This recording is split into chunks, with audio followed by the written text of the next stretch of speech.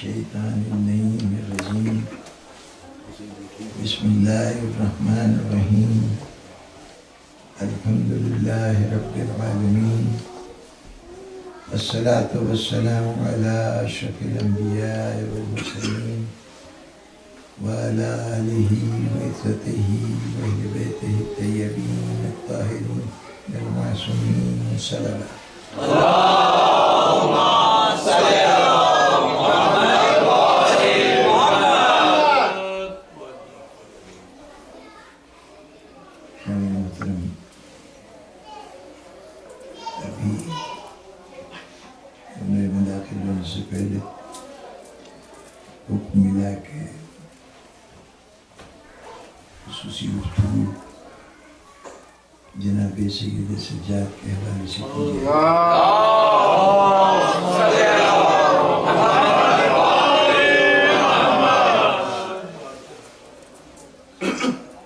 تو آئیے اس ذکر اس امام کا کہ جس کو ہمیں تاریخ میں بیمار امام کے طور پر اب یہ ایک الگ بحث ہے کہ وہ بیماری محض ایک شب کی بیماری ہے. سید سجاد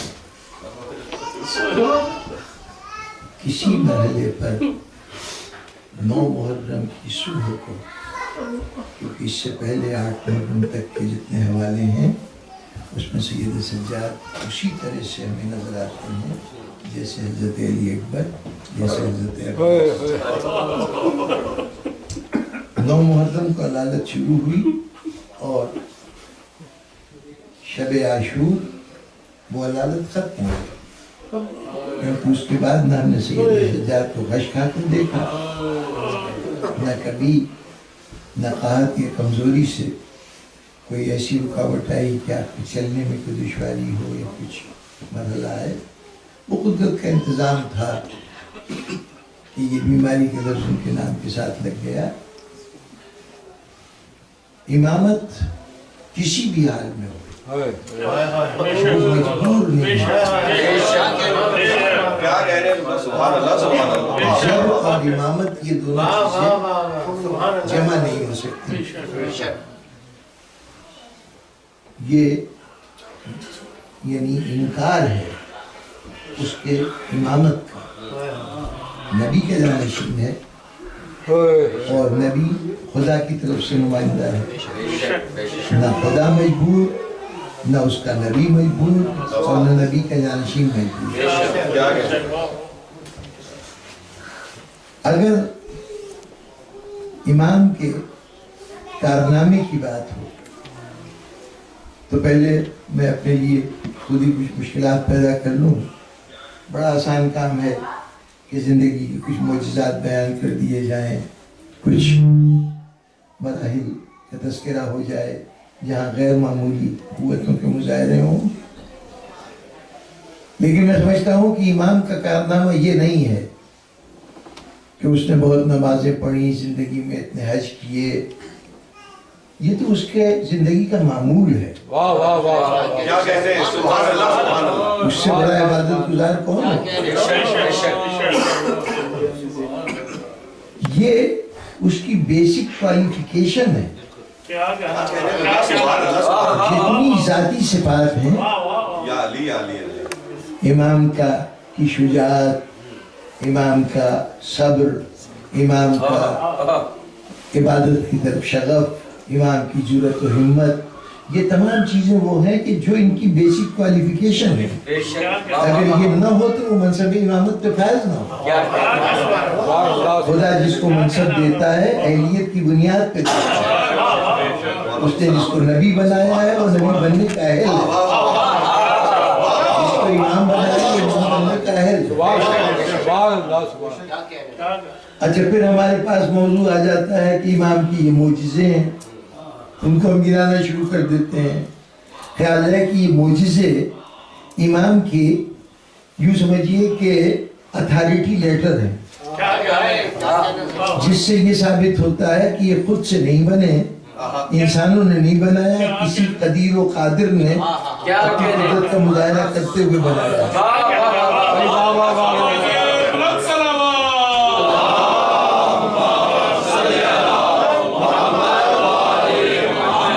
یہ اس کی امامت کی سند ہے۔ جیسے جو بھی مسجد نشین ہوتا ہے وہ باقاعدہ کوئی لیٹر لے کے آئے گا کہ یہ اپوائنٹ کیا جاتا ہے، جو اس کی اپوائنٹمنٹ کی سند ہوگا، ثبوت ہوگا۔ امام کے پاس وہ ثبوت معجزہ ہے۔ اچھا، پھر ہمارے پاس تیسرا موضوع رہ جاتا ہے کہ ہم کسی کے امام کے مصائب بتائیں تو ان کے یہ مصیبتیں انہوں نے برداشت کی۔ تو یہ مصیبتیں وہ ہیں کہ جو اس نے اپنے کارنامے کو سر انجام دینے کے لیے بطور قیمت ادا کی ہیں۔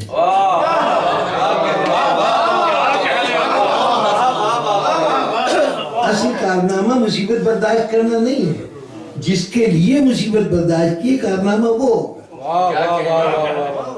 اور بڑی افسوس کی بات یہ ہے کہ عموماً یہ تین تذکرے کہ یا تو اس کی ذاتی صفات کی بات کی جاتی ہے، یا اس کے معجزات کی بات کی جاتی ہے، یا اس کے مصائب کی بات کی جاتی ہے اور ذکر امام ختم ہو جاتا ہے۔ وہ کارنامہ زیر بحث ہی نہیں آتا جس کے لیے یہ سب کچھ ہوا ہے، جس کے لیے اتنی اتھارٹیز کے ساتھ اس کو بھیجا گیا ہے، جس کے لیے اس کا انتخاب ہوا ہے اس کی صلاحیتیں دیکھ کر، اور جس نے اپنے مقصد کو حاصل کرنے کے لیے اتنے مصائب برداشت کیے ہیں۔ اس مقصد کو ہم عموماً توجہ ادھر نہیں دیتے۔ وہ مقصد کیا ہوگا جو امام کا، وہ مشن کیا ہے جس کے لیے سب کچھ ہو رہا ہے؟ دیکھیں، ایک مشن تو اس کا یوں سمجھیے کہ امام جو ہے وہ فرد واحد نہیں ہے، وہ ایک ہادی، ایک رہبر اپنے طور پہ نہیں ہے، بلکہ یوں واضح کروں کہ امامت میں اور نبوت میں ایک بیسک ڈیفرنس یہ ہے کہ نبی جو ہے، کوئی جو نبی آ رہا ہے وہ ایک شریعت لے کے آیا ہے، ایک دین لے کے آیا ہے، اس دین کا دوسرے نبی سے کوئی تعلق نہیں۔ وہ آئے گا تو پچھلے نبی کی نبوت ختم، اب یہ آ کے اپنی نبوت کا چراغ جلائے گا اور دنیا کو اپنی شریعت کے اوپر چلنے کی دعوت دے گا۔ امامت میں کوئی امام یہ نہیں کہ نیا امام آئے تو پچھلے امام کی امامت ختم، یہ تمام کے تمام اپنی تمام حیات میں قیامت تک ایکٹیو ہیں۔ نبی کی صورتحال یہ ہے کہ پچھلے نبی ختم ہو گئے، آخری پیغمبر تشریف لے آئے، اب ان کی شریعت ہوگی، ان کو ہم مانتے ہیں، نبی مانتے ہیں، پچھلے والوں کو تسلیم کرتے ہیں، لیکن ان کی شریعت ایکٹیو نہیں ہے۔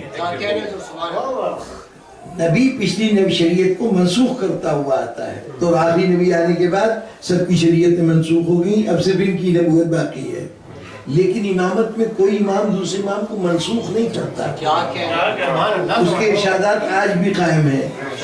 اس کی صورتحال کو سمجھنے کے لیے یوں سمجھ لیجیے کہ امام فرد واحد کے طور پر ہدایت کے لیے نہیں آیا، امام اس ٹیم کا جز ہے جو بعد رسول اسلام کے تحفظ کے لیے اللہ نے بنا کے بھیجی ہے۔ ٹیم میں اور انڈیویجول میں کیا فرق ہے؟ دونوں اپنا اپنا کام، ویسے تو ظاہر جو امام کا دور ہے تو وہ اکیلے ہی کام کر رہا ہے نا بحیثیت امام کے، لیکن جب ٹیم کا فرد ہے تو اس میں اور تنہا کام کرنے والے میں کیا فرق ہے؟ بنیادی طور پر سب سے اچھی مثال شاید کرکٹ کی ہو کہ جو ٹیم کے طور پر میدان میں آتی ہے، اب دو بیٹسمین میدان میں اترے ہیں، بیٹنگ کر رہے ہیں، اس میں سے ایک بیٹنگ کر رہا ہے ایک وقت میں، دوسرا جب کبھی اس کی باری آئے گی تو وہ بیٹنگ کرے گا۔ یہ بیٹنگ کر کے دونوں آؤٹ ہو گئے، چلے گئے، لیکن کیا یہ چلے گئے؟ جو فائنل رزلٹ ہوگا اس میں ان کی ساری کنٹریبیوشن شامل کی جائے گی، بغیر اس کو شامل کیے ہوئے نتیجہ نہیں ہو سکتا۔ ٹیم کے ہر فرد کا انفرادی عمل، جب وہ فیلڈنگ کر رہے تھے تو بالنگ کوئی کر رہا تھا کہ فیلڈ کچھ اور کھڑے تھے، وکٹ کیپر اور تھا، لیکن ہر ایک کا اپنا اپنا عمل، کسی نے گیند پکڑا ہے، کسی نے گیم کیچ کیا ہے، کسی نے گیم پھینکا ہے، یہ سب کی سب کنٹریبیوٹ کر رہے ہیں اس نتیجے کی طرف جس کے لیے ٹیم میدان میں اتری ہے۔ اور امام چلا جائے، یعنی وہ ٹیم کا رکن چلا جائے تو اس کا کیا ہوا عمل نہیں جاتا، اس کے اسکور سنبھال کے رکھے جائیں گے، اس کی لی ہوئی وکٹیں سنبھال کے رکھی جائیں گی اور یہ سب نتیجے کے پر اثر انداز ہوں گی۔ بس یہ سمجھ لیجئے کہ کوئی امام نہیں جاتا، اس کا کارنامہ دنیا کے اندر موجود رہے گا۔ اب دو قسم کے رول ہیں، ایک امام کا رول وہ ہے جو بحیثیت ٹیم کے رکن کے ہے، پیش نظر کیا ہے؟ پیش نظر وہ مقصد ہے جو ٹیم کے کپتان کے پیش نظر ہے، یعنی کامیابی حاصل کرنا، میدان میں جو بھی جیسی بھی صورت ہو، جس قسم کا مقابلہ ہو، اس میں کامیابی حاصل کرنا، اس کامیابی میں اس کو اپنا اپنا کردار ادا کرنا، مقصد کامیابی ہے، یہی ہے نا ٹیم کی۔ اب اپنا اپنا کام کیا ہے کہ اگر وہ جس پوزیشن میں کھیل رہا ہے وہاں پر وہ جتنا بہتر سے بہتر کارکردگی کر سکے، یہ ساری کارکردگی اس کا ذاتی کارنامہ ہوگا۔ اس نے سینچری بنائی ہے، اس نے 6 وکٹیں لے لی ہیں، یہ اس کا ذاتی کارنامہ ہے۔ تو یوں سمجھ لیجئے کہ جو امامت کی دنیا کے افراد ہیں وہ ٹیم کے طور پر اس حفاظتی نظام کا حصہ ہیں جن کے سپرد اللہ کے دین کو قیامت تک محفوظ رکھنا ہے۔ یہ وہ بنیادی گول ہے جس کو یہ سارے امام اپنے اپنے طور پر مل کے اچیو کر رہے ہیں، لیکن ہر ایک کا ذاتی رول بھی ہے، ہر ایک کے ذمے ایک نیا محاذ دیا جاتا ہے، اس مورچے کو تمہیں پتہ کرنا ہے، اس جنگ کے اوپر تمہیں ثابت قدمی کا مظاہرہ کرنا ہے، اس میدان کو تمہیں پتہ کرنا ہے، اور مجموعی طور پر وہ مقام آ جائے کہ جب دین پوری دنیا پہ غالب آ جائے، اس منزل تک ہر کھلاڑی اپنا رول ادا کرتا رہے گا۔ اب گویا دوسرے لفظوں میں امام کا جو کارنامہ ہوگا، اس کارنامے کی صورت یہ ہوگی کہ وہ کارنامہ لمحاتی نہیں ہوگا، وہ وقتی نہیں ہوگا، اسے فائنل نتیجے تک موجود رہنا ہے۔ اس لیے امام کی جو کامیابی ہوگی وہ کامیابی 2 دن کے لیے نہیں ہوگی، 10 دن کے لیے نہیں ہوگی، اس کامیابی کو تا قیامت یا کم از کم تا ظہور مہدی قائم رہنا ہے۔ یعنی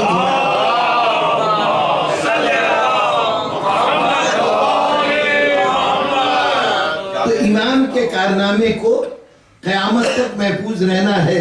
اب اتنی سی بات نہیں کہ میں کہہ دوں کہ صاحب وہ فلاں میدان میں فلاں جنگ کے اندر فتوحات حاصل کر لی، فلاں علاقہ قبضے میں کر لیا، یہ کارنامہ دنیا کے دوسرے لوگوں کا تو ہو سکتا ہے، امام کا کارنامہ یوں نہیں ہوتا کہ تھوڑی دیر کے لیے ہو جائے اور اس کے بعد ختم ہو جائے، اس کی حاصل کی ہوئی کامیابی کو قیامت تک رہنا ہے۔ اب چاہے یہ میدان مشکل ہو، ثابت کرنا دشوار ہو جائے، یہ بات اور ان کی ذمہ داری ہے جو امامت کے قائل ہیں، ان کا کام ہے کہ وہ ثابت کریں کہ امام کی کارنامے قیامت تک موجود ہیں۔ اگر وہ ثابت نہ کر سکیں تو یا تو جس کو امام کہہ رہے ہیں وہ امام نہیں ہے، اور یا پھر یہ کہ یہ پہچانتے نہیں کہ ان کا امام کیا ہے۔ اب یہ اپنے لیے اتنی مشکلات پیدا کرنے کے بعد اب میں ذرا سی بات کرنا چاہتا ہوں کہ ہمارے اس امام کا کیا کارنامہ ہے۔ دیکھیے یہ جو دین اسلام ہے، یہ اس کے ساتھ ایک عجیب بات ہے، دنیا کے جتنے بھی ادیان ہیں ان میں یہ بات نہیں پائی جاتی، لیکن اس سے پہلے تمہیداً ایک جملہ کہہ دوں، دنیا میں کوئی بھی تحریک ہو، موومنٹ جو بھی ہو، اس موومنٹ کے پیچھے اس کو جاری رکھنے کے لیے کسی جذبے کی ضرورت ہے۔ انسان جو ہے وہ اپنے جو فیصلے کرتا ہے، کچھ تو فیصلے جذبات سے ہوتے ہیں، کچھ عقل سے ہوتے ہیں، تو جو جذبے سے فیصلے ہوتے ہیں، جو جذبہ جو ہے وہ عقل تو راستہ دکھاتی ہے کیا کرنا چاہیے، اور جذبے کا کام یہ ہے کہ اس راستے کو پہ چلنے کی قوت فراہم کرتا ہے۔ جذبہ وہ طاقت ہے جو چلنے کی صلاحیت دیتا ہے اور فیصلہ کرنے کا کام کرتا ہے۔ اس جذبے کو بڑی دشواری یہ ہے کہ جذبہ جو بڑی شارٹ لیونگ چیز ہے، بہت کم زندہ رہتا ہے۔ یہاں پر صورت احوال یہ ہے کہ اسلام ایک تحریک کے طور پہ آیا ہے، اسے قیامت تک باقی رہنا ہے. باقی رہنے کے لیے ضروری ہے کہ اس کے پیچھے کوئی جذبہ ہو. اس جذبے کا نام تھا مودت. تھوڑا سا تذکرہ یہ امام بارگاہ میں ہو چکا ہے، یوں سمجھیے کہ تکرار ہے اس گوشے کی، لیکن یہ بات کو پہنچانے کے لیے منزل تک اس تکرار کی ضرورت ہے. جو حضرات موجود تھے ان کے لیے قند مقرر ہے، جو نہیں موجود تھے ان کے لیے بات کو سمجھنے میں سہولت کا باعث ہوگی کہ جذبے کو، تحریک اسلام کو جاری رکھنے کے لیے بطور تحریک کے اس کے پیچھے کوئی جذبہ ہونا چاہیے. چنانچہ یہ پہلا مذہب ہے اسلام جس کے اندر کہا گیا کہ لا اسألکم علیہ اجرا الا المودۃ فی القربى، کہ قریبیوں سے مودت کرنا ضروری ہے. یہ مودت، محبت کرنا ایک جذبہ ہے جو انٹروڈیوس کرایا جا رہا ہے. ہر فرد کے اوپر لازم ہے اجر کے طور پر. فرض کہا جاتا تو فرض کی صورت یہ ہے کہ 5 وقت کی نماز فرض ہے، جب نماز پڑھ لی تو اب اگلی نماز کے وقت آنے تک فراغت ہے، اب نماز واجب نہیں رہی. اب جب وقت شروع ہوگا تب واجب ہوگی. لیکن اگر کسی کی کچھ اجرت دینی ہے تو جب تک ادا نہ ہو جائے وہ کوئی لمحہ نہیں ہے جو فارغ ہو جائے.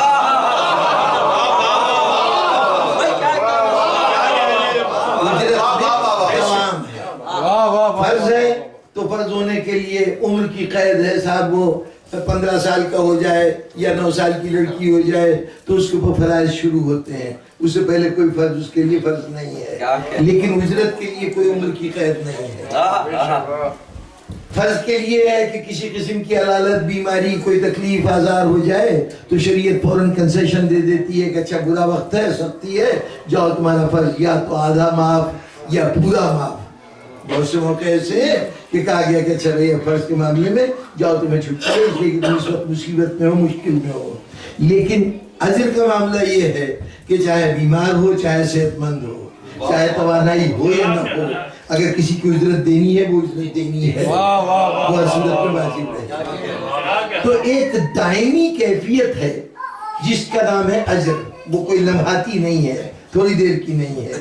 اس اجر کے طور پر فریضہ کیا سپرد کیا گیا کہ اہل بیت سے مودت رکھو. اب یہ آداب مودت کی بہت سی باتیں ہیں. ایک دو جملے کہتا چلوں کہ صورتحال یہ ہے کہ جہاں پر مودت آ گئی، محبت آ گئی، وہاں پر صورتحال یہ ہے کہ جب فرض ہوتا ہے تو فرض کے جتنے ریکوائرمنٹس ہوتی ہیں وہ مقرر کرتا ہے جس نے فرض عائد کیا ہو. جس نے فرض عائد کیا ہو، اگر آپ کو کسی جگہ پہ ڈیوٹی پہ لگایا جائے گا تو چارٹر آف ڈیوٹی جو ہے وہ پرووائڈ کریں گے جس نے آپ کو ڈیوٹی پہ لگایا ہے، اور آپ اس چارٹر کی ساری ریکوائرمنٹ کو پورا کر دیجئے، آپ کی ذمہ داری ختم. ذہنی حالت کچھ بھی رہی ہو، دل چاہ رہا ہو نہ دل چاہ رہا ہو، دفتر میں گئے ہیں، جو چارٹر سے کے مطابق جو آپ کے ڈیوٹی کے فرائض ہیں وہ آپ نے سارے کام کر دیے. موڈ نہیں تھا، طبیعت آج نہیں چاہ رہی تھی، لیکن میں نے وہ سارا کام کر دیا ہے. اب کوئی مجھ سے نہیں کہے گا کہ تم بغیر تم نے طبیعت کی حاضری کے ہی کام کیا ہے. اگر ریکوائرمنٹ ساری پوری کر دی ہے تو آپ نے اپنا فرض ادا کر دیا ہے. نماز فرض ہے. اب نماز کے دوران ہماری جو کیفیات ہوتی ہے، آپ حضرات مخلص عبادت گزار ہوں گے، میں تو بیچارہ بڑی مشکل سے اپنی توجہ کو قائم رکھ پاتا ہوں. جتنی بھولی باتیں ہوتی ہیں سب نماز کے دوران. لیکن پوری نماز ادا کرنے کے بعد اگر میں نے قواعد کے مطابق جو توضیح المسائل میں نماز بتائی گئی اس نے نماز ادا کر چکا تو کوئی مجتہد یہ نہیں کہے گا کہ میاں تمہارا دماغ تو حاضر نہیں تھا، جاؤ دوبارہ پڑھو نماز. نہیں، وہ چونکہ ریکوائرمنٹ جتنی تھی وہ میں نے پوری کر دی ہے، جو کہا گیا تھا وہ سارے عمل بجا لایا. لیکن جناب محبت کے اندر یہ معاملہ نہیں چلتا. وہاں پر پہلے دیکھا جائے گا دل کی کیا کیفیت ہے. وہاں دل کی بات کو پہلے دیکھا جائے گا. بات اور اگر مقابلہ کرتا رہا فرض اور محبت میں، یہ فرض اور جذبے سے کیے ہوئے کام میں، تو بڑی دیر لگ جائے گی. بات اور ایک جذبہ چاہیے تھا اسلام کی بقا کے لیے. جذبہ شارٹ لیونگ ہے. تو اب یہ اس کو دوام کیسے دیا جائے، اس کے لیے اللہ تعالیٰ نے اب یہ اہتمام کیا کہ ایک ذات پیدا کی جس کا نام سید سجاد ہے. انہوں نے یہ غیر معمولی معجزہ سر انجام دیا ہے کہ انہوں نے جذبہ مودت کو دوام دلوا دیا ہے. اب وہ دوام کیسے دلوایا ہے؟ بس بات کو سمیٹ کے عرض کر رہا ہوں کہ انہوں نے اس جذبے کی پرورش کا پورا انتظام کر دیا ہے. پرورش کا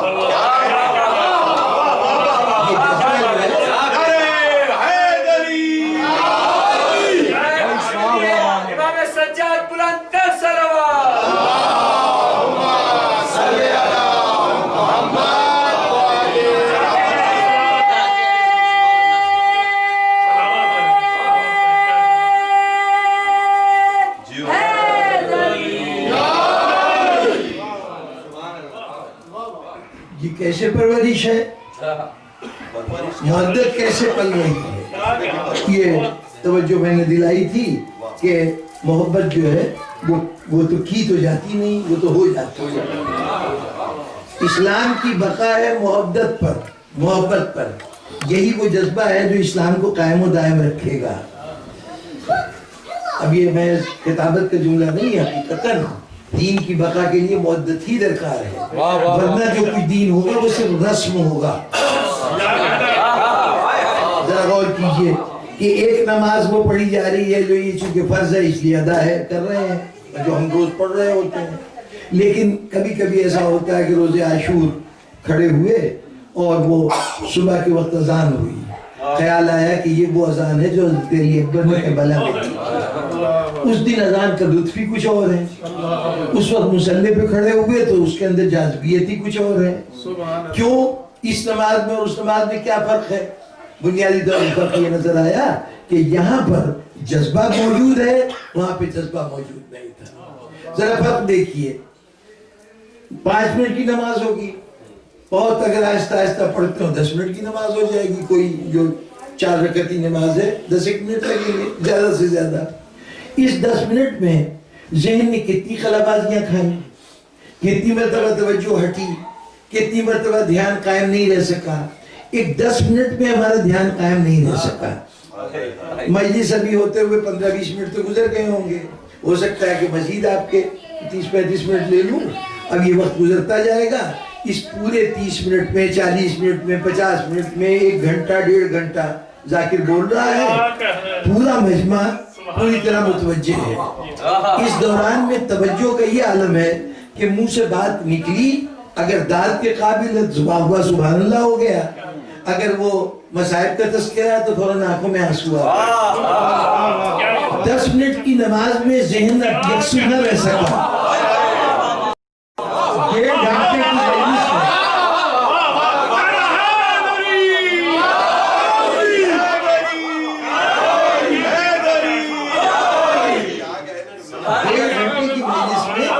یکسوئی پوری طرح سے قائم ہے. فرق کیا ہے؟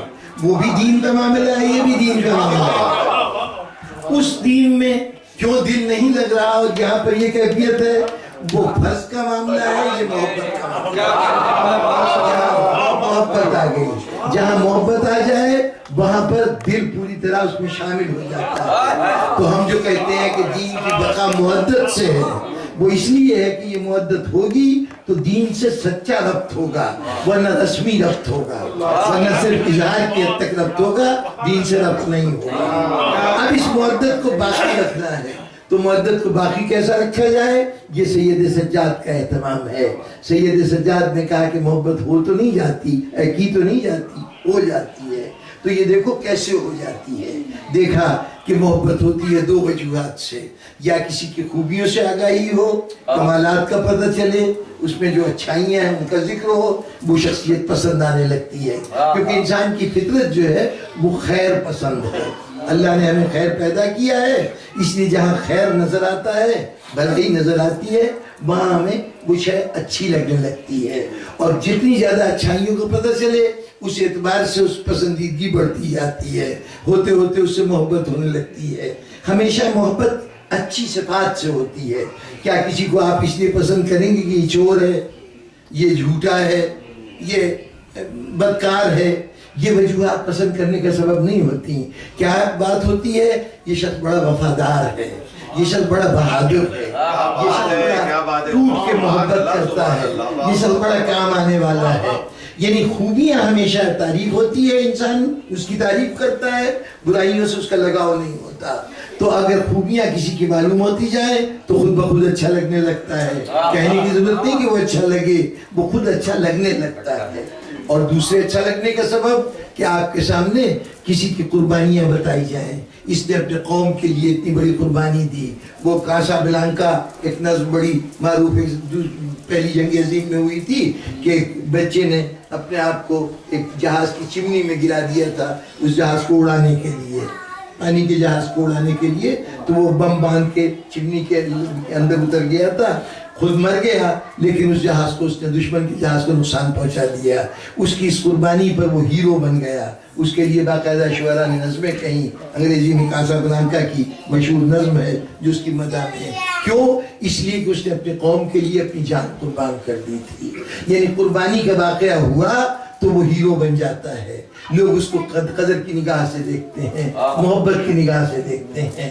تو گویا اسی محبت کو قائم رکھنے کے لیے دو ہی ذریعے ہیں: محبوب کی خوبیاں بیان کی جائیں، یا محبوب نے اگر کوئی قربانی دی ہے تو وہ بیان کی جائے. جو خوبیاں تھیں ان کو ہم نے فضائل کا نام دیا، جو قربانیاں تھیں ان کو اپنے مصائب کا نام دیا.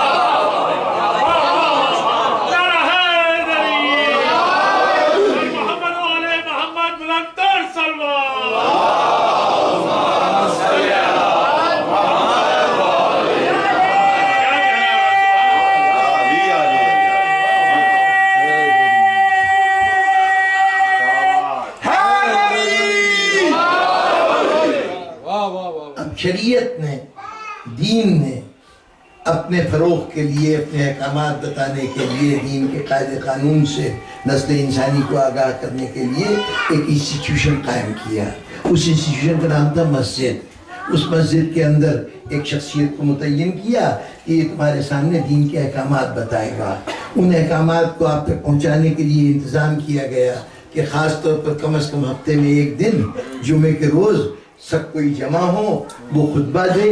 اس خطبے میں 2 خطبے اس کے سپرد کیے گئے. تو اللہ نے کہا کہ اچھا میں ظہر کی 4 رکعتوں میں سے 2 رکعتیں معاف کرتا ہوں، اس کے بدلے میں یہ خطبہ سن لو. اب جمعے کی نماز صرف 2 رکعت کی ہوگی. اس نے آ کے خطبہ دیا اور آپ تک دین کے احکامات پہنچا دیے. اس نے بتایا کیا حلال ہے، کیا حرام ہے، کیا جائز ہے، کیا ناجائز ہے، شریعت تم سے کیا تقاضا کرتی ہے، کس وقت کون سا عمل کیسے بجا لاؤ. یہی طریقے بتانے کا کام تھا. یہ اس ممبر کے سپرد کر دیا. اب اس پوری گفتگو میں، اس پورے نظام میں جو اس ممبر سے ہو رہا تھا، جو اس خطیب کے سپرد ہوا تھا، اس میں سب کچھ تھا. وہ مودت اور محبت کو قائم رکھنے کا ذریعہ کوئی نہیں تھا. اس ادارے کی اپنی لیمیٹیشن تھی. اس کا کام دین کا علم فراہم کرنا تھا. تو اس کے پاس کوئی اور ذریعہ نہیں تھا کہ جس کے ذریعے سے وہ آگاہ کر سکے کہ کون سے حقائق ہیں جو تمہیں مودت کرا سکیں، اس رستے پہ چلا سکیں جہاں تمہارا جذبہ زندہ رہے. اس کے لیے سید سجاد نے ایک نئے انسٹیٹیوشن کی بنیاد رکھی. اس انسٹیٹیوشن کا نام ہے عزاداری. اس عزاداری میں اہتمام کیا گیا کہ اب چاہے تم یہاں مسائل بیان کرو یا نہ کرو، یہ تمہارا کام نہیں ہے. مسائل کو بیان کرنے کے لیے علم کی ضرورت ہے. تم علم سے ناشنا ہو. اس کے لیے ہمارے وہ علماء جو پوری زندگی حصول علم میں صرف کر دیتے ہیں، یہ کام ان کے سپرد کرو. تم کم از کم اس جذبے سے تو آشنا ہو نا. دل میں چراغ مودت روشن ہے تو آؤ. لب محبت کو جیتنے کی صلاحیت رکھتی ہے. تم آؤ اور آ کے اس جذبے سے سرشار ہو کے ذکر کرو تاکہ تمہارا جذبہ دوسروں میں منتقل ہوتا جائے. کہنے کی ضرورت نہ پیش آئے کہ علی سے محبت کرو. کہنے کی ضرورت نہ پیش آئے کہ حسین سے محبت کرو. علی کے فضائل بیان کرو، حسین کے مصائب بیان کرو. مودت خود بخود پیدا ہوتی ہے.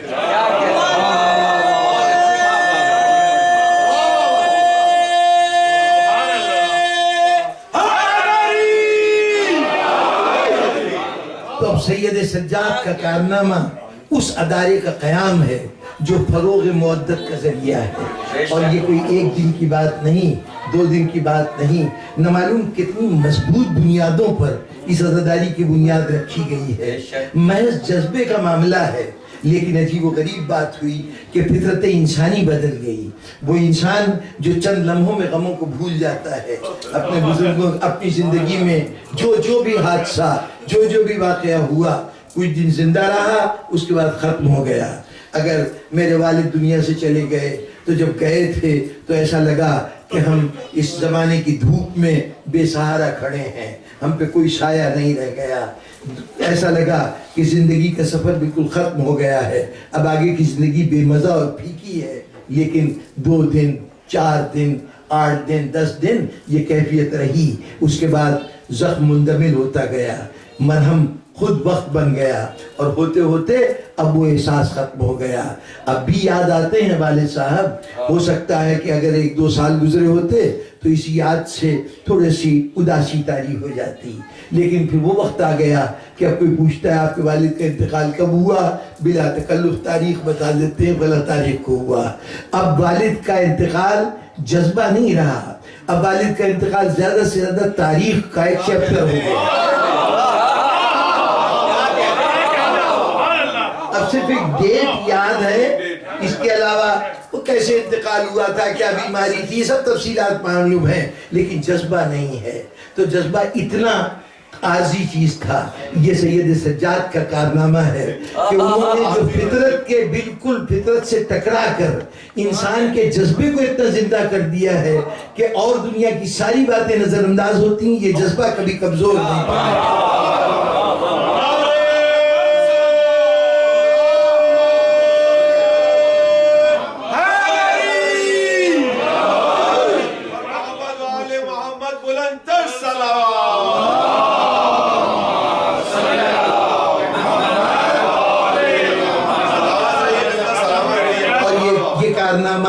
میں پھر عرض کر رہا ہوں کہ امام کا کارنامہ جو میں نے معیار یہ مقرر کیا ہے نا کہ اس کا کارنامہ 2 دن کا کارنامہ نہیں ہوتا، 4 دن کا کارنامہ نہیں ہوتا.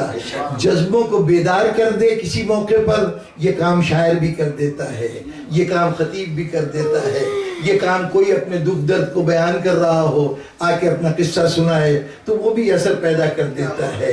لمحاتی اثر چھوڑے تو یہ ہمارا آپ کا کام ہے، لیکن اگر دائمی طور پر کوئی غم کو زندہ کر دے وہ امام کا کام ہے.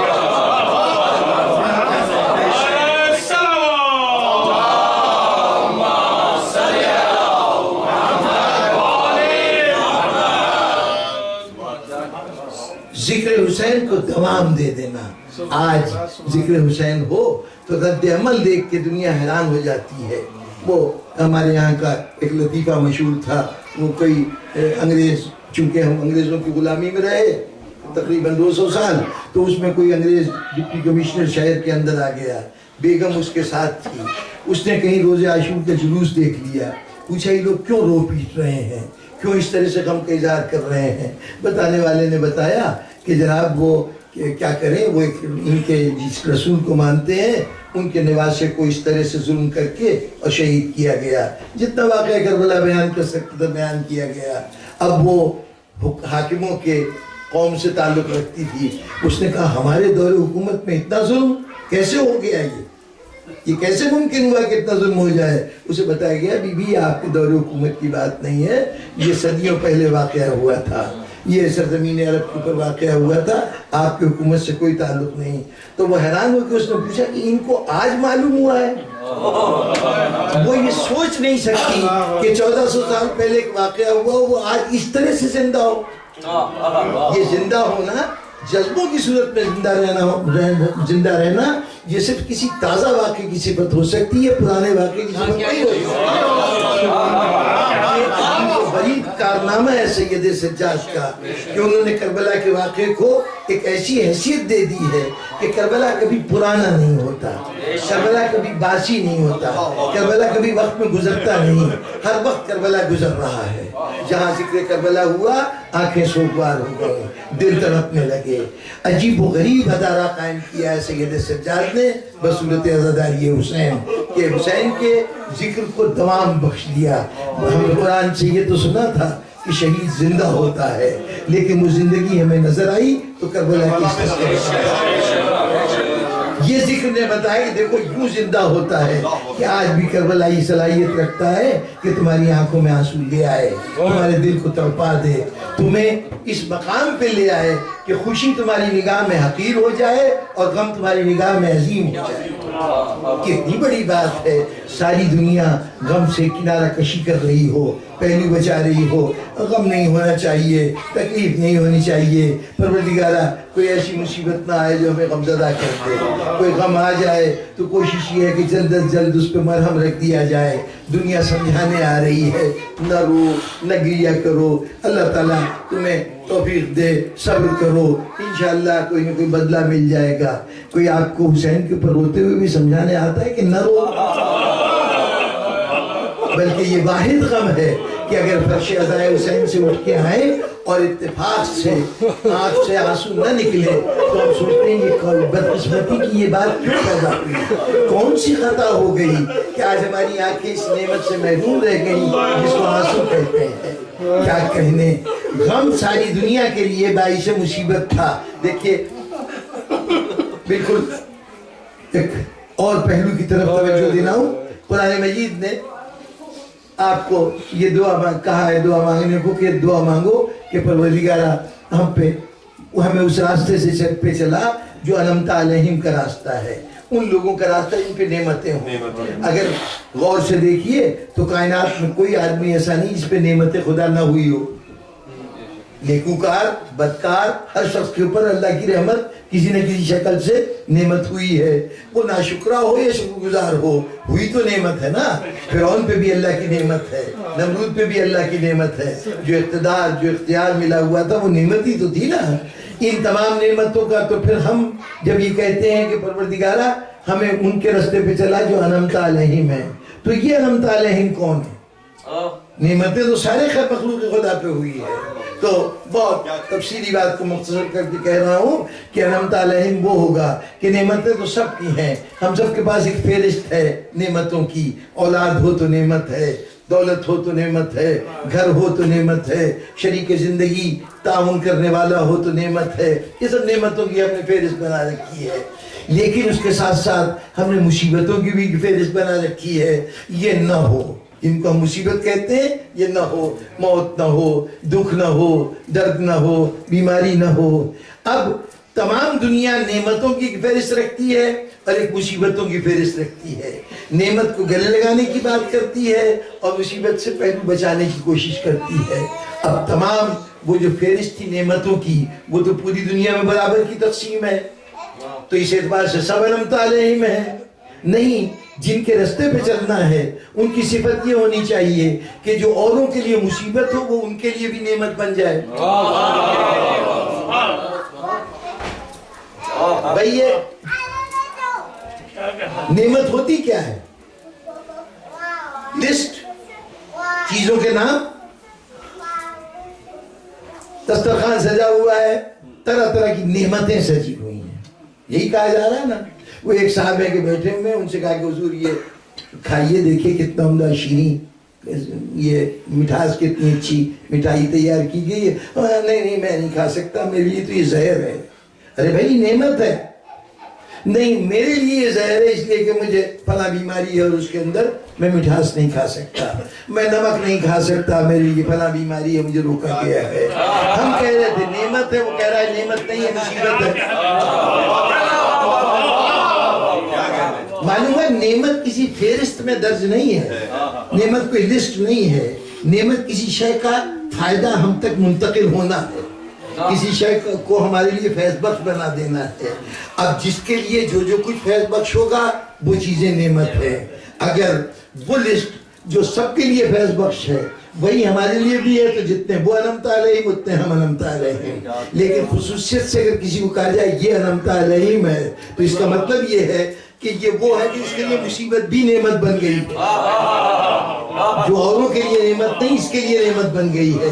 اب ذرا غور فرمائیے، ساری دنیا کہتی ہے کہ زندگی میں غم نہیں آنا چاہیے، یہ آتا ہے تو زندگی گھٹ جاتی ہے، زندگی کا لطف جاتا رہتا ہے، بے کیف ہو جاتا ہے، وہ غم سے بچنے کے لیے دولت خرچ کرتا ہے، غم سے بچنے کے لیے دوست احباب کو استعمال کرتا ہے، غم سے بچنے کے لیے سارے وسائل استعمال کرتا ہے، اس وقت سید سجاد کہتے آؤ میں تمہیں یہ معجزہ دکھاؤں کہ یہ غم ہے اور دنیا ہے کہ اس کے لیے کہیں خوشیاں لے لو، ہمیں یہ غم حسین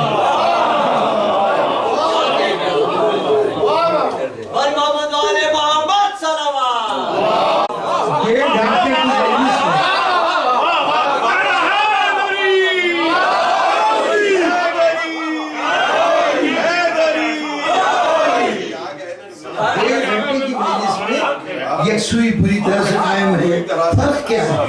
وہ بھی دین کا معاملہ ہے، یہ بھی دین کا معاملہ ہے۔ اس دین میں کیوں دل نہیں لگ رہا اور جہاں پر یہ کیفیت ہے وہ فرض کا معاملہ ہے، یہ محبت کا معاملہ ہے۔ جہاں محبت آ گئی، جہاں محبت آ جائے وہاں پر دل پوری طرح اس میں شامل ہو جاتا ہے۔ تو ہم جو کہتے ہیں کہ دین کی بقا محبت سے ہے، وہ اس لیے ہے کہ یہ محبت ہوگی تو دین سے سچا ربط ہوگا، ورنہ رسمی ربط ہوگا، ورنہ صرف اظہار کی حد تک ربط ہوگا، دین سے ربط نہیں ہوگا۔ اب اس محبت کو باقی رکھنا ہے تو محبت کو باقی کیسا رکھا جائے؟ یہ سید سجاد کا اہتمام ہے۔ سید سجاد نے کہا کہ محبت ہو تو نہیں جاتی، کی تو نہیں جاتی، ہو جاتی ہے۔ تو یہ دیکھو کیسے ہو جاتی ہے۔ دیکھا کہ محبت ہوتی ہے دو وجوہات سے، یا کسی کی خوبیوں سے آگاہی ہو، کمالات کا پتہ چلے، اس میں جو اچھائیاں ہیں ان کا ذکر ہو، وہ شخصیت پسند آنے لگتی ہے، کیونکہ انسان کی فطرت جو ہے وہ خیر پسند ہے۔ اللہ نے ہمیں خیر پیدا کیا ہے، اس لیے جہاں خیر نظر آتا ہے، بھلائی نظر آتی ہے، وہاں ہمیں وہ شے اچھی لگنے لگتی ہے، اور جتنی زیادہ اچھائیوں کو پتہ چلے اس اعتبار سے اس پسندیدگی بڑھتی جاتی ہے، ہوتے ہوتے اس سے محبت ہونے لگتی ہے۔ ہمیشہ محبت اچھی صفات سے ہوتی ہے۔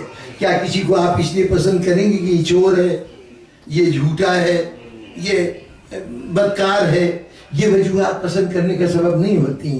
کیا بات ہوتی ہے؟ یہ شخص بڑا وفادار ہے، یہ شخص بڑا بہادر ہے، یہ شخص بڑا ٹوٹ کے محبت کرتا ہے، یہ شخص بڑا کام آنے والا ہے۔ یعنی خوبیاں ہمیشہ تعریف ہوتی ہے، انسان اس کی تعریف کرتا ہے، برائیوں سے اس کا لگاؤ نہیں ہوتا۔ تو اگر خوبیاں کسی کی معلوم ہوتی جائے تو خود بخود اچھا لگنے لگتا ہے، کہنے کی ضرورت نہیں کہ وہ اچھا لگے، وہ خود اچھا لگنے لگتا ہے۔ اور دوسرے اچھا لگنے کا سبب کہ آپ کے سامنے کسی کی قربانیاں بتائی جائیں، اس نے اپنے قوم کے لیے اتنی بڑی قربانی دی۔ وہ کاسا بلانکا ایک نظم بڑی معروف پہلی جنگ عظیم میں ہوئی تھی کہ ایک بچے نے اپنے آپ کو ایک جہاز کی چمنی میں گرا دیا تھا اس جہاز کو اڑانے کے لیے، پانی کے جہاز کو اڑانے کے لیے، تو وہ بم باندھ کے چمنی کے اندر اتر گیا تھا، خود مر گیا، لیکن اس جہاز کو اس نے دشمن کے جہاز کو نقصان پہنچا دیا۔ اس کی اس قربانی پر وہ ہیرو بن گیا۔ اس کے لیے باقاعدہ شعراء نے نظمیں کہیں، انگریزی میں کاسا بلانکا کی مشہور نظم ہے جو اس کی مدح میں ہے۔ کیوں؟ اس لیے کہ اس نے اپنے قوم کے لیے اپنی جان قربان کر دی تھی۔ یعنی قربانی کا واقعہ ہوا تو وہ ہیرو بن جاتا ہے، لوگ اس کو قدر کی نگاہ سے دیکھتے ہیں، محبت کی نگاہ سے دیکھتے ہیں۔ تو گویا اسی محبت کو قائم رکھنے کے لیے دو ہی ذریعے ہیں، محبوب کی خوبیاں بیان کی جائیں یا محبوب نے اگر کوئی قربانی دی ہے تو وہ بیان کی جائے۔ جو خوبیاں تھیں ان کو ہم نے فضائل کا نام دیا، جو قربانیاں تھیں ان کو اپنے مسائل کا نام دیا۔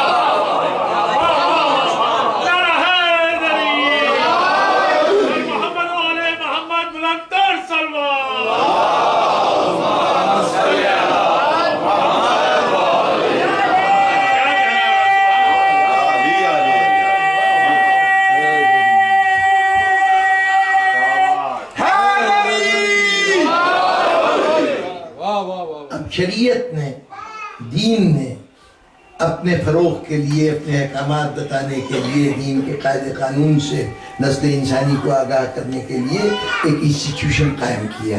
اس انسٹیٹیوشن کا نام تھا مسجد۔ اس مسجد کے اندر ایک شخصیت کو متعین کیا کہ یہ تمہارے سامنے دین کے احکامات بتائے گا۔ ان احکامات کو آپ تک پہنچانے کے لیے انتظام کیا گیا کہ خاص طور پر کم از کم ہفتے میں ایک دن، جمعے کے روز سب کوئی جمع ہو، وہ خطبہ دے، اس خطبے میں 2 خطبے اس کے سپرد کیے گئے، تو اللہ نے کہا کہ اچھا میں ظہر کی 4 رکعتوں میں سے 2 رکعتیں معاف کرتا ہوں، اس کے بدلے میں یہ خطبہ سن لو۔ اب جمعہ کی نماز صرف 2 رکعت کی ہوگی۔ اس نے آ کے خطبہ دیا اور آپ تک دین کے احکامات پہنچا دیے۔ اس نے بتایا کیا حلال ہے، کیا حرام ہے، کیا جائز ہے، کیا ناجائز ہے، شریعت تم سے کیا تقاضا کرتی ہے، کس وقت کون سا عمل کیسے بجا لاؤ، یہی طریقے بتانے کا کام تھا۔ یہ اس ممبر کے سپرد کر دیا۔ اب اس پوری گفتگو میں، اس پورے نظام میں جو اس ممبر سے ہو رہا تھا، جو اس خطیب کے سپرد ہوا تھا، اس میں سب کچھ تھا، وہ مودت اور محبت کو قائم رکھنے کا ذریعہ کوئی نہیں تھا۔ اس ادارے کی اپنی لیمیٹیشن تھی، اس کا کام دین کا علم فراہم کرنا تھا، تو اس کے پاس کوئی اور ذریعہ نہیں تھا کہ جس کے ذریعے سے وہ آگاہ کر سکے کہ کون سے حقائق ہیں جو تمہیں مؤدب کرا سکیں، اس رستے پہ چلا سکیں جہاں تمہارا جذبہ زندہ رہے۔ اس کے لیے سید سجاد نے ایک نئے انسٹیٹیوشن کی بنیاد رکھی، اس انسٹیٹیوشن کا نام ہے عزاداری۔ اس عزاداری میں اہتمام کیا گیا کہ اب چاہے تم یہاں مسائل بیان کرو یا نہ کرو، یہ تمہارا کام نہیں ہے۔ مسائل کو بیان کرنے کے لیے علم کی ضرورت ہے، تم علم سے ناشنا ہو۔ اس کے لیے ہمارے وہ علماء جو پوری زندگی اصول علم میں صرف کر دیتے ہیں، یہ کام ان کے سپورٹ کرو۔ تم کم از کم اس جذبے سے تو آشنا ہو۔ دل میں چراغ مودت روشن ہے تو آؤ، لب محبت کو جیتنے کی صلاحیت رکھتی ہے، تم آؤ اور آ کے اس جذبے سے سرشار ہو کے ذکر کرو تاکہ تمہارا جذبہ دوسروں میں منتقل ہوتا جائے۔ کہنے کی ضرورت نہ پیش آئے کہ علی سے محبت کرو، کہنے کی ضرورت نہ پیش آئے کہ حسین سے محبت کرو، علی کے فضائل بیان کرو، حسین کے مصائب بیان کرو، مودت خود بخود پیدا ہوتی ہے۔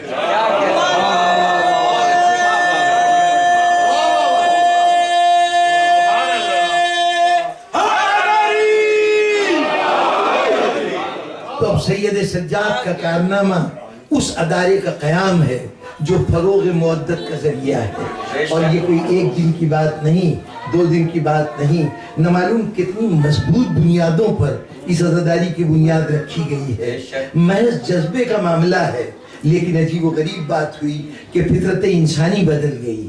وہ انسان جو چند لمحوں میں غموں کو بھول جاتا ہے، اپنے بزرگوں اپنی زندگی میں جو بھی حادثہ، جو بھی واقعہ ہوا، کچھ دن زندہ رہا، اس کے بعد ختم ہو گیا۔ اگر میرے والد دنیا سے چلے گئے تو جب گئے تھے تو ایسا لگا کہ ہم اس زمانے کی دھوپ میں بے سہارا کھڑے ہیں، ہم پہ کوئی سایہ نہیں رہ گیا۔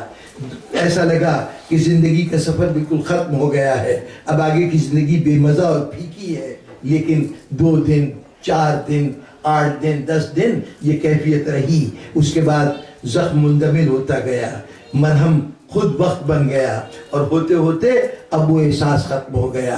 اب بھی یاد آتے ہیں والد صاحب، ہو سکتا ہے کہ اگر 1-2 سال گزرے ہوتے تو اس یاد سے تھوڑی سی اداسی طاری ہو جاتی، لیکن پھر وہ وقت آ گیا کہ اب کوئی پوچھتا ہے آپ کے والد کا انتقال کب ہوا، بلا تکلف تاریخ بتا دیتے ہیں، بلا تاریخ کو ہوا۔ اب والد کا انتقال جذبہ نہیں رہا، اب والد کا انتقال زیادہ سے زیادہ تاریخ کا ایک چیپٹر ہو گیا۔ اب صرف ایک ڈیٹ یاد ہے، اس کے علاوہ وہ کیسے انتقال ہوا تھا، کیا بیماری تھی، سب تفصیلات معلوم ہیں، لیکن جذبہ نہیں ہے۔ تو جذبہ اتنا عارضی چیز تھا۔ یہ سید سجاد کا کارنامہ ہے کہ انہوں نے جو فطرت کے بالکل فطرت سے ٹکرا کر انسان کے جذبے کو اتنا زندہ کر دیا ہے کہ اور دنیا کی ساری باتیں نظر انداز ہوتی ہیں، یہ جذبہ کبھی کمزور نہیں پایا۔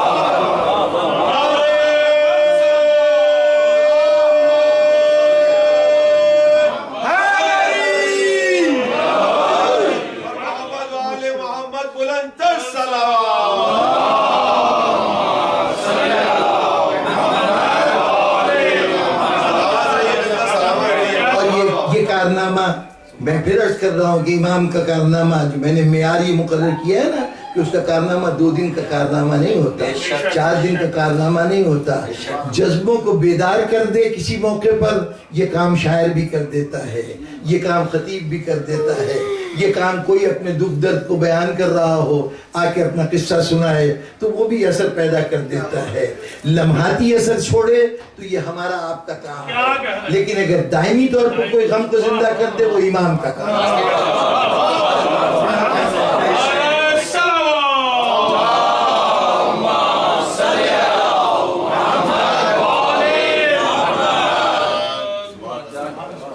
ذکر حسین کو دوام دے دینا. آج ذکر حسین ہو تو رد عمل دیکھ کے دنیا حیران ہو جاتی ہے. وہ ہمارے یہاں کا ایک لطیفہ مشہور تھا، وہ کوئی انگریز، چونکہ ہم انگریزوں کی غلامی میں رہے تقریباً 200 سال، تو اس میں کوئی انگریز ڈپٹی کمشنر شہر کے اندر آ گیا، بیگم اس کے ساتھ تھی. اس نے کہیں روز عاشور کا جلوس دیکھ لیا، پوچھا یہ لوگ کیوں رو پیٹ رہے ہیں، کیوں اس طرح سے غم کا اظہار کر رہے ہیں. بتانے والے نے بتایا کہ جناب وہ کیا کریں، وہ ان کے جس رسول کو مانتے ہیں ان کے نواسے کو اس طرح سے ظلم کر کے اور شہید کیا گیا. جتنا واقعہ کربلا بیان کر سکتا تھا بیان کیا گیا. اب وہ حاکموں کے قوم سے تعلق رکھتی تھی. اس نے کہا ہمارے دور حکومت میں اتنا ظلم کیسے ہو گیا، یہ کیسے ممکن ہوا کہ اتنا ظلم ہو جائے. اسے بتایا گیا بی بی آپ کے دور حکومت کی بات نہیں ہے، یہ صدیوں پہلے واقعہ ہوا تھا، یہ سرزمین عرب کے اوپر واقعہ ہوا تھا، آپ کی حکومت سے کوئی تعلق نہیں. تو وہ حیران ہو کے اس نے پوچھا کہ ان کو آج معلوم ہوا ہے. وہ یہ سوچ نہیں سکتی کہ 1400 سال پہلے ایک واقعہ ہوا وہ آج اس طرح سے زندہ ہو. یہ زندہ ہونا، جذبوں کی صورت میں زندہ رہنا، یہ صرف کسی تازہ واقعے کی صفت ہو سکتی ہے، پرانے واقعے کی صفت نہیں ہو سکتی. بڑی کارنامہ ہے سید سجاد کا کہ انہوں نے کربلا کے واقعے کو ایک ایسی حیثیت دے دی ہے کہ کربلا کبھی پرانا نہیں ہوتا، کربلا کبھی باسی نہیں ہوتا، کربلا کبھی وقت میں گزرتا نہیں، ہر وقت کربلا گزر رہا ہے. جہاں ذکر کربلا ہوا آنکھیں سوگوار ہو گئے، دل تڑپنے لگے. عجیب و غریب ادارہ قائم کیا ہے سید سجاد نے بصورت عزاداری حسین کہ حسین کے ذکر کو دوام بخش دیا. ہم قرآن سے یہ تو سنا تھا کہ شہید زندہ ہوتا ہے، لیکن وہ زندگی ہمیں نظر آئی تو کربلا کی یہ ذکر نے بتایا کہ دیکھو یوں زندہ ہوتا ہے کہ آج بھی کربلا یہ صلاحیت رکھتا ہے کہ تمہاری آنکھوں میں آنسو لے آئے، تمہارے دل کو تڑپا دے، تمہیں اس مقام پہ لے آئے کہ خوشی تمہاری نگاہ میں حقیر ہو جائے اور غم تمہاری نگاہ میں عظیم ہو جائے. کتنی بڑی بات ہے، ساری دنیا غم سے کنارہ کشی کر رہی ہو، پہلو بچا رہی ہو. غم نہیں ہونا چاہیے، تکلیف نہیں ہونی چاہیے. پروردگارہ کوئی ایسی مصیبت نہ آئے جو ہمیں غمزدہ کر دے. کوئی غم آ جائے تو کوشش یہ ہے کہ جلد از جلد اس پہ مرہم رکھ دیا جائے. دنیا سمجھانے آ رہی ہے، نہ رو نہ گریہ کرو، اللہ تعالیٰ تمہیں توفیق دے، صبر کرو، انشاءاللہ کوئی نہ کوئی بدلہ مل جائے گا. کوئی آپ کو حسین کے اوپر روتے ہوئے بھی سمجھانے آتا ہے کہ نہ رو، بلکہ یہ واحد غم ہے کہ اگر فرش عزائے حسین سے اٹھ کے آئیں اور اتفاق سے آنکھ سے آنسو نہ نکلے تو ہم سوچتے ہیں یہ بدقسمتی کی یہ بات کیوں پیدا ہوئی، کون سی خطا ہو گئی کہ آج ہماری آنکھیں اس نعمت سے محروم رہ گئی جس کو آنسو کہتے ہیں. کیا کہنے، غم ساری دنیا کے لیے باعث مصیبت تھا. دیکھیے بالکل ایک اور پہلو کی طرف توجہ دینا ہوں. قرآن مجید نے آپ کو یہ دعا کہا ہے دعا مانگنے کو کہ دعا مانگو کہ پروردگارہ ہم پہ ہمیں اس راستے سے پہ چلا جو انعمت علیہم کا راستہ ہے، ان لوگوں کا راستہ جن پہ نعمتیں ہوں. اگر غور سے دیکھیے تو کائنات میں کوئی آدمی ایسا نہیں جس پہ نعمت خدا نہ ہوئی ہو. نیکوکار بدکار ہر شخص کے اوپر اللہ کی رحمت کسی نہ کسی شکل سے نعمت ہوئی ہے. وہ ناشکرا ہو یا شکر گزار ہو، ہوئی تو نعمت ہے نا. فرعون پہ بھی اللہ کی نعمت ہے، نمرود پہ بھی اللہ کی نعمت ہے. جو اقتدار جو اختیار ملا ہوا تھا وہ نعمت ہی تو تھی نا.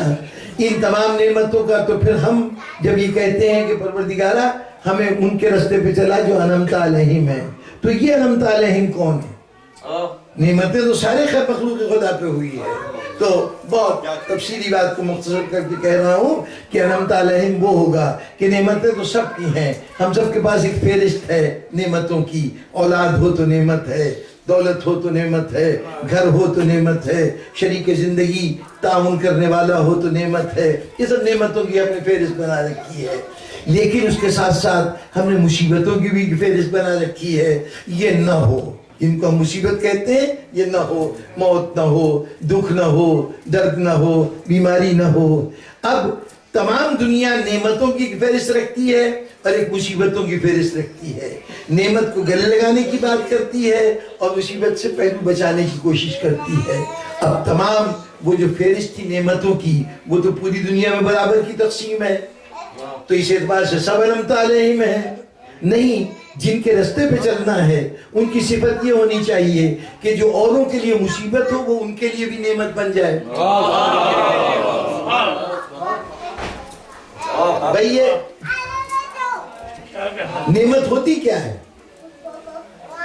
لسٹ چیزوں کے نام،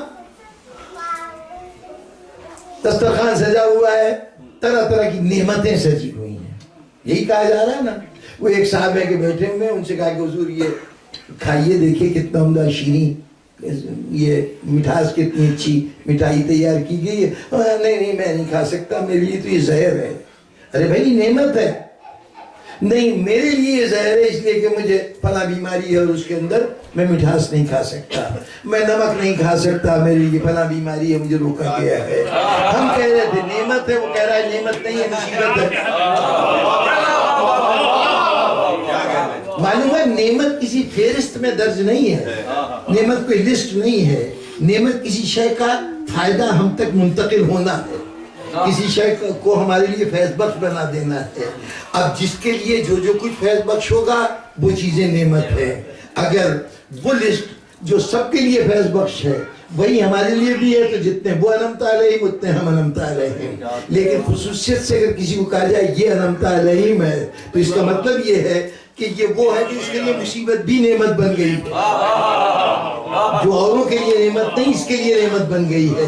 اب ذرا غور فرمائیے، ساری دنیا کہتی ہے کہ زندگی میں غم نہیں آنا چاہیے، یہ آتا ہے تو زندگی گھٹ جاتی ہے، زندگی کا لطف جاتا رہتا ہے، بے کیف ہو جاتا ہے۔ وہ غم سے بچنے کے لیے دولت خرچ کرتا ہے، غم سے بچنے کے لیے دوست احباب کو استعمال کرتا ہے، غم سے بچنے کے لیے سارے وسائل استعمال کرتا ہے۔ اس وقت سید سجاد کہتے آؤ میں تمہیں یہ معجزہ دکھاؤں کہ یہ غم ہے اور دنیا ہے کہ اس کے لیے کہیں خوشیاں لے لو، ہمیں یہ غم حسین